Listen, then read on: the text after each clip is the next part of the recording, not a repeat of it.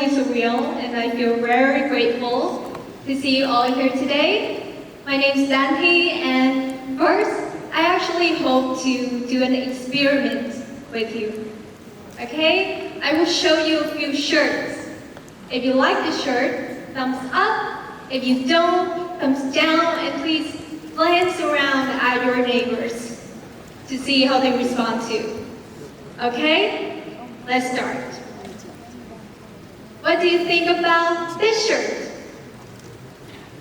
I will not apologize for pineapple on my pizza. A really strong statement.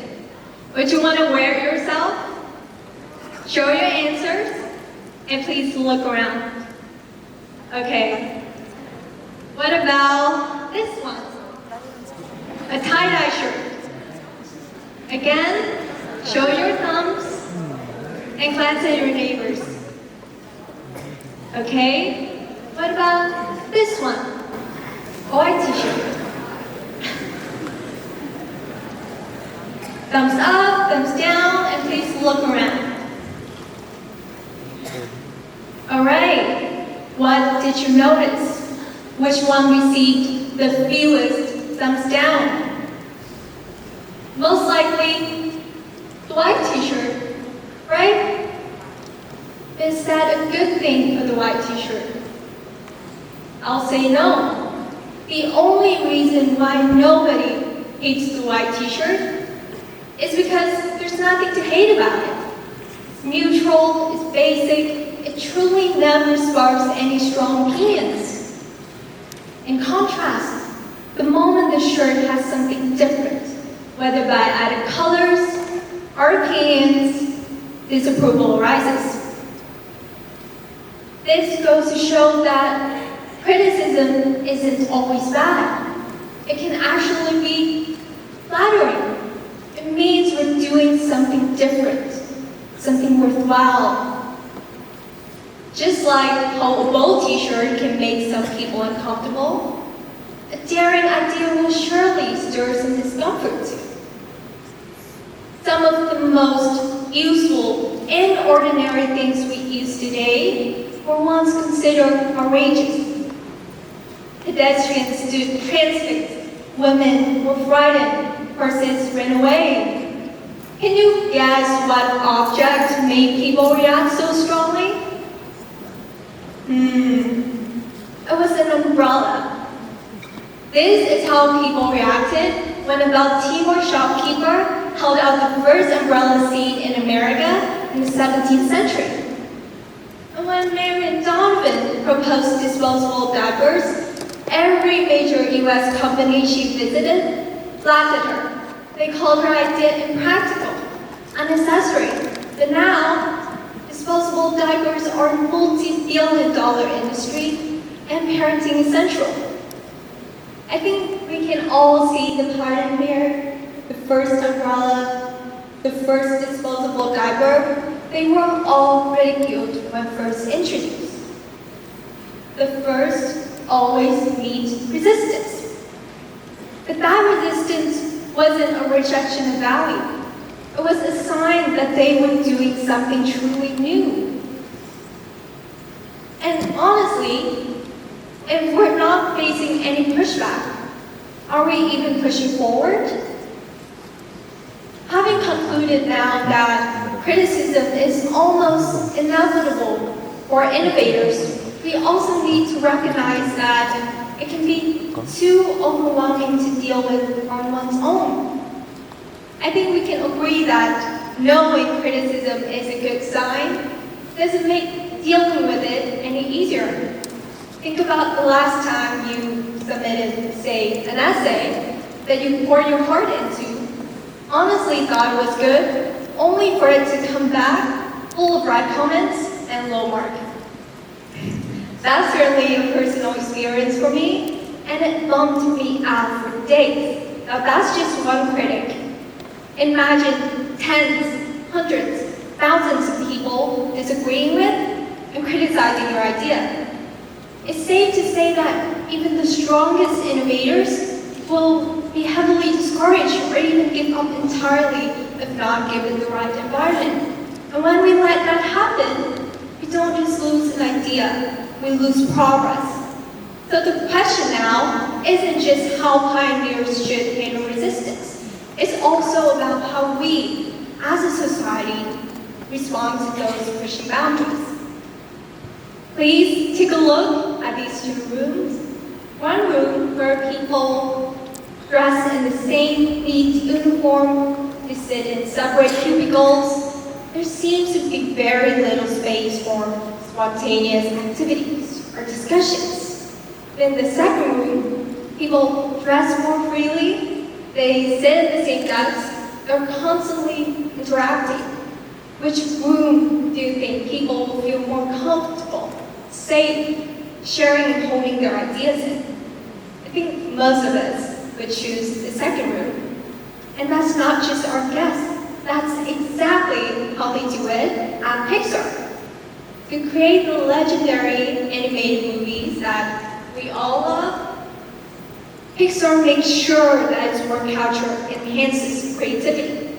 At Pixar, there's no uniform, no fixed hierarchical communication line. People can reach out to anyone from any department to solve problems together.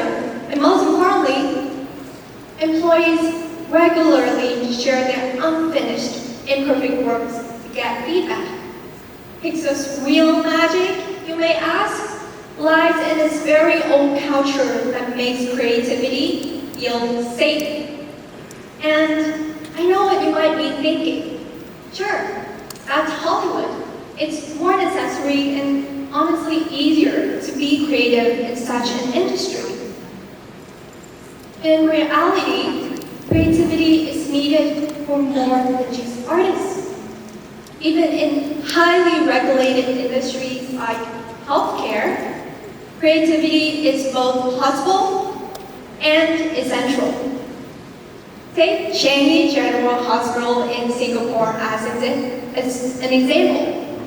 This hospital has been named as one of the world's best hospitals by Newsweek and one of Singapore's best employers by the Straits Times.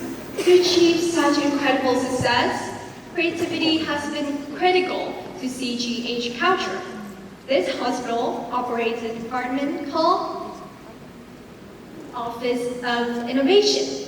This office allows any employee in CGH, regardless of the position, to propose and experiment with new medical solutions. Employees receive not only funding opportunities, but also project guidance throughout the entire process. You see, whether it's an animation studio in Hollywood or a smart hospital in Singapore, the message remains. When the environment encourages bold ideas, people then dare to have them. So from all these examples, we may ask, what now? How do we apply these examples in our own lives? And how can we motivate ourselves and the people around us to push forward? Well, here's my humble suggestion and challenge for all of us. Drop the need to be universally liked and stop expecting it from others. Post that imperfect singing video, that amateur daily vlog. Voice your opinion even when you know your colleagues will disagree. And when they do, don't quickly dismiss your idea or their criticism. Embrace that pushback as a sign of progress and delve deeper. You'll be very surprised by what you end up creating together through pushback. When I brought this speech to the audition round, one of the judges asked me a really good question. He said, as a future employee yourself, are you concerned about whether your organization welcomes creativity? What if you end up working in a cubicle yourself? This question stuck with me, and it made me think seriously about the kind of environment I want to work in someday. And sure, the physical setup matters, but supporting innovation goes way beyond whether a company has cubicles or not. For me, the most important thing would be the organization's culture. I want to work in a place where if I raise ideas, then I get questions, not dismissal.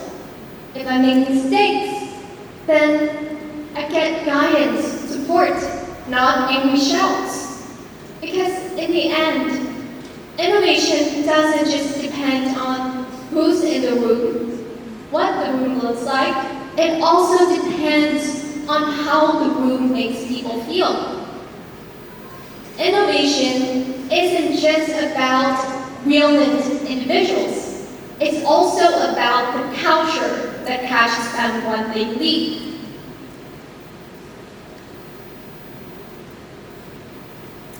Being universally acceptable, all in all, is purely synonym for a lack of character.